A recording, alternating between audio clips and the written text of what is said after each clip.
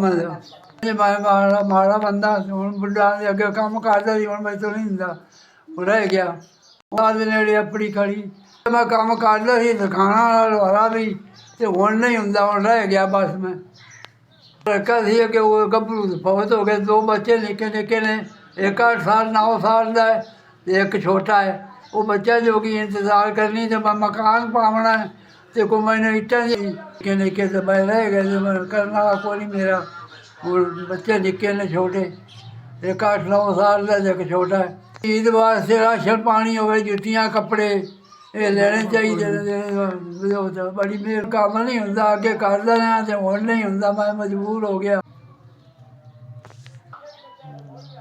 5000 ਰੁਪਈਆ ਦਿੱਤਾ ਅਤੇ ਬੜੀ ਆਸਾਨ ਹੈ ਤੁਹਾਡਾ, ਬੜੀ ਮੁਸ਼ਕਿਲ ਹੈ, ਬੜੀ ਗਰੀਬ 'ਤੇ ਆਸਾਨ ਕੀਤਾ, ਬੜੀ ਮਿਹਰਬਾਨੀ ਤੁਹਾਡੀ। ਸ਼ੁਕਰ ਹੈ ਰੱਬ ਦਾ, ਤੁਹਾਡੇ 'ਤੇ ਰੱਬ ਆਸਾਨ ਕਰੇ ਤੁਹਾਡਾ।